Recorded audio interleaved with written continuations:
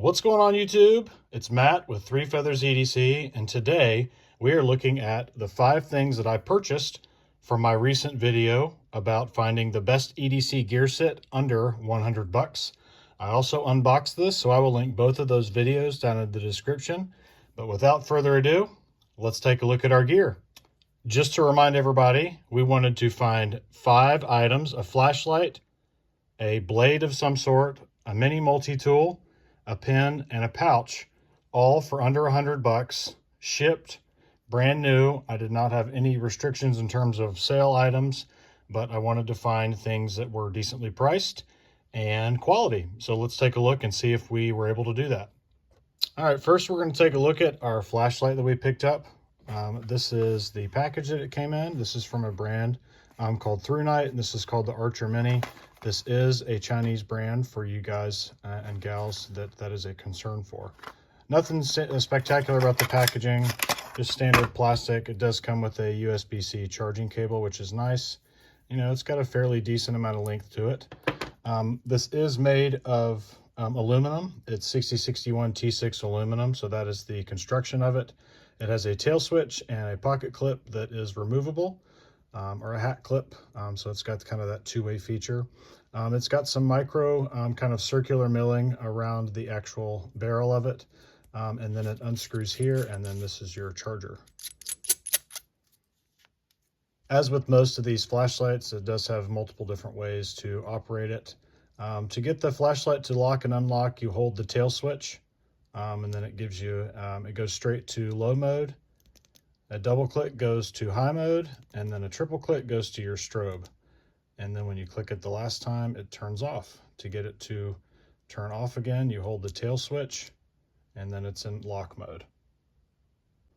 The output on high mode is 405 lumens. In low mode, it is 18 lumens, and then the strobe is 355 lumens. The runtime on this is about 2.8 minutes in high mode, 7.5 hours in low mode, and 110 minutes in strobe mode. The throw distance of the light is about 87 meters. That is the absolute maximum. And then the water resistant is IPX8, so for about 2 meters of water resistance.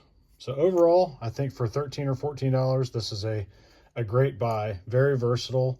You know, it's going to take care of most of the needs that anybody really has for a flashlight. There were some other options that I looked at that had much more, I guess you could say, higher output for not too far off the cost, but I didn't think that that was totally necessary for kind of a regular standard EDC flashlight. One of my favorite things about this flashlight is obviously that it is USB-C chargeable. I'm not a big fan of batteries and having to change batteries and having to spend the money on batteries. So when I can find something that is chargeable with a cord and an outlet or a portable power source, I typically go for those. But again, as with EDC, it's always different for your personal needs.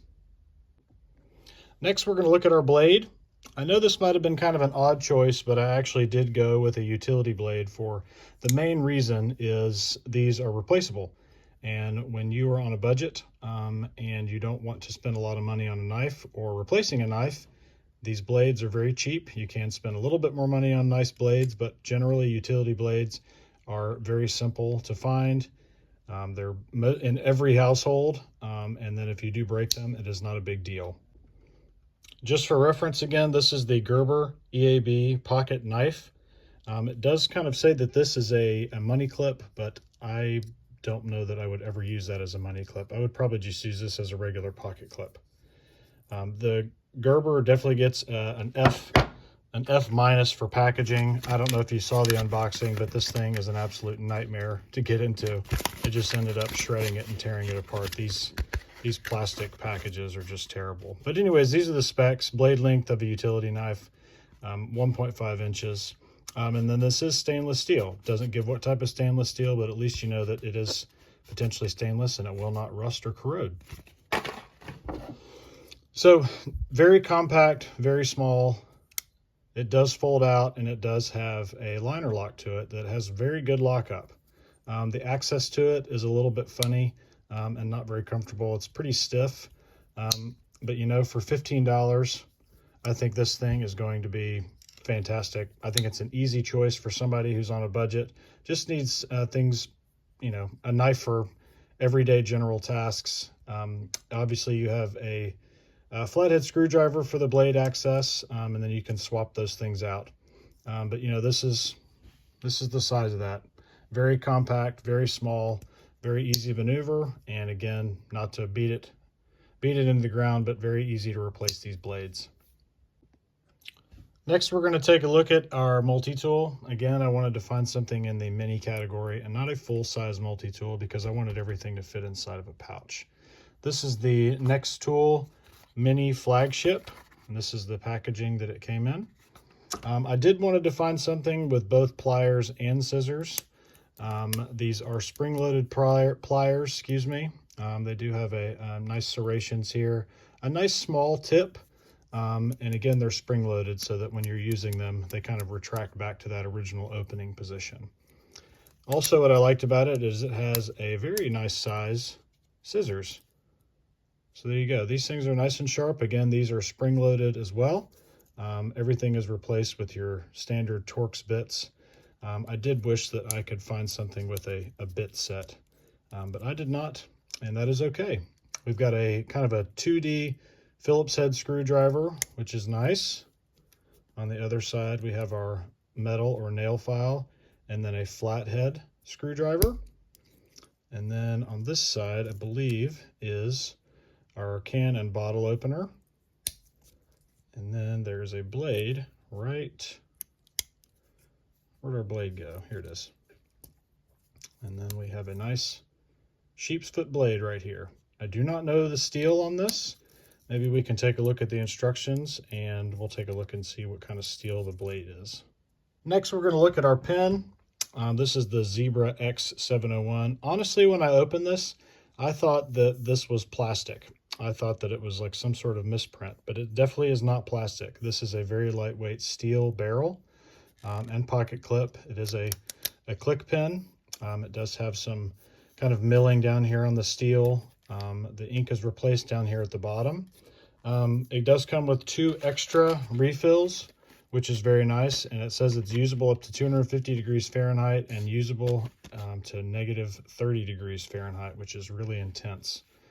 I don't know that I'll ever need to use it here, and with where I live, I'll never see that temperature either. But it's nice to know that if I ever get caught in an Arctic storm that I'll be good, or maybe even boiling lava. What do you guys think? Some other notable things about this, the ink's pressurized. Obviously, we just talked about the writing, and then it is military grade, so it gets like a military grade stamp of approval, which is nice. Good size pen. It's a pretty standard size pen. Just knowing that you're going to have a pen that's reliable when you need to write on something wet, or if it stays in your pocket for a long time, or if it's in the upside down position, that the ink, when you turn it over, is going to write. If it's a big deal to you, this is 0.7 millimeters in terms of writing, and it is a gel pen. The last piece of gear here is where I might have struck out the most, mostly I think because of the size. I do think the overall construction of this is very nice. It says it's X-Pack material. It says that these zippers are YKK, which is very nice, you know, but there's not a whole lot else about this that I can really tell or give you more information on. The zippers are coated in this urethane, which does help with the waterproofing or water resistance.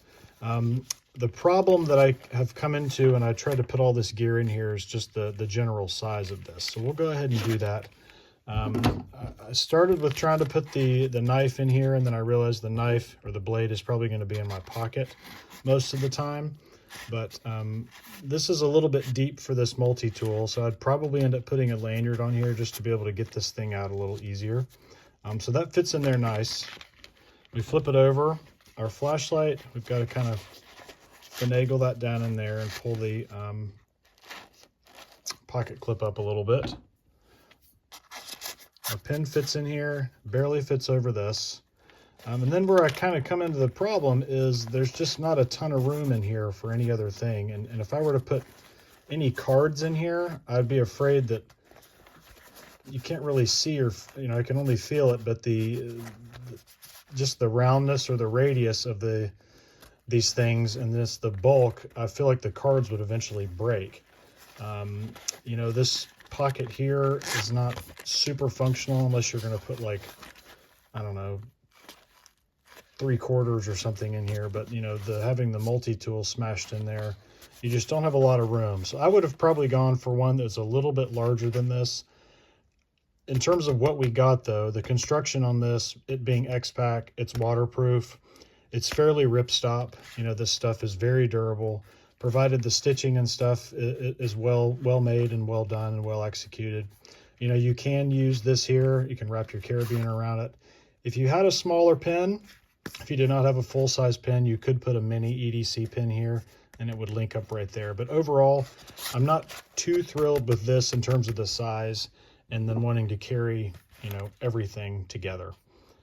So this is what we got for, I think the total was around $86. What do you guys think of this set? Do you guys like what we purchased? What would you change?